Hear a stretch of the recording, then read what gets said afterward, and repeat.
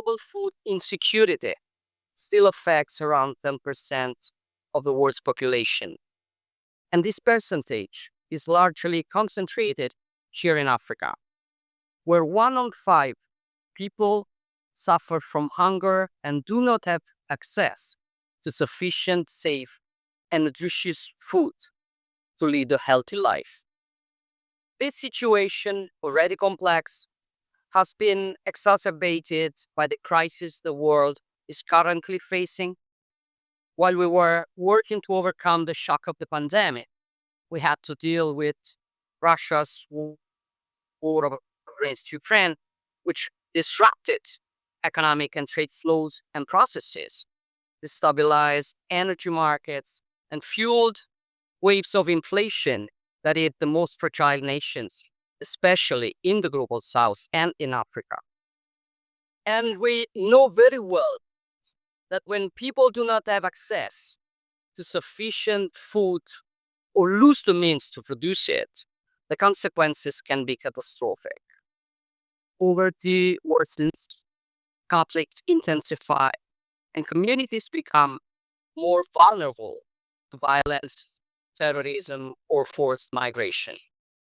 Food insecurity is therefore, in its every aspect, a political issue, but not only. It is also, above all, an economic issue. We would be making a serious mistake if we limited ourselves to looking at food systems through the face of poverty, suffering, and hunger. Food systems are an engine of growth and development, both for the most fragile nations and for those that are economically more solid. At the heart of our action, there must therefore be the development for the communities where we choose to focus our efforts on. And it is not enough to help those communities to produce the food needed to feed the population, but it is also necessary for that food to be marketed, to have access to markets with solid and resilient production and distribution chains. This is the only way we can enable a community to prosper with the resources it possesses, generating employment and stable, lasting growth. This is Italy's point of view, and it is the red line that links the initiatives and projects of the Mattei Plan for Africa. Starting, of course, with the agri-food sector, an area in which Italy can boast unique know-how that combines tradition and innovation. We have made this heritage available for our African partners. Together with them, we build public-private partnerships that attract investments and it results. We are successfully testing this in Algeria, where we are working to reclaim over 36,000 hectares of desert to produce up to 45,000 tons of additional cereals and legumes per year, creating 6,000 jobs and generating benefits for over 600,000 people. This endeavor is also underway in Senegal, Ghana, and Congo, and aims to soon involve Cote d'Ivoire and President Ruto Kenya. Our blueprint is also working in Tunisia, where we are strengthening capacities and skills for the use of water, a resource around which there will be an increasing geopolitical and sovereignty challenge. But we have chosen to apply this vision to other projects as well, such as the one developed together with the European Gateway, which combines European financial resources and private capital to support the development of coffee production chains in various African nations.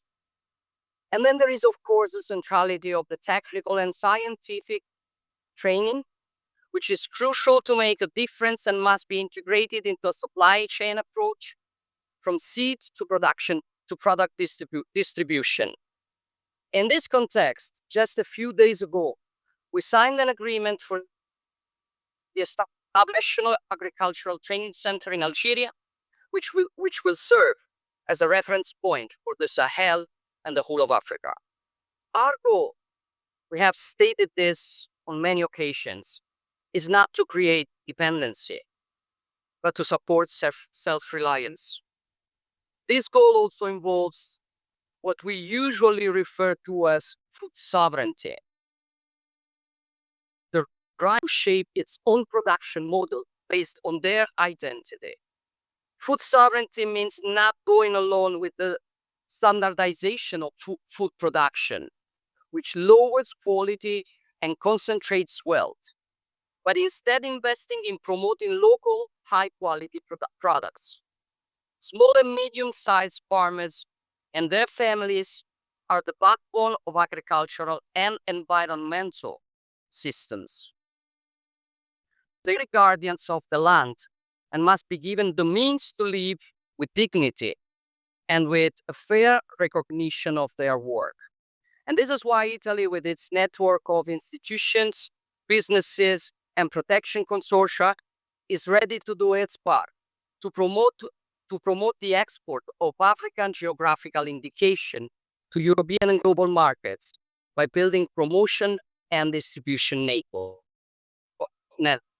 So, dear Deputy Secretary Mohammed, dear Prime Minister Abiy colleagues, Cicero, one of the most important philosophers of ancient Rome, said that of all the arts from which some profit is gained, none is better than agriculture, none more profitable, none sweeter, none more worthy of a free man.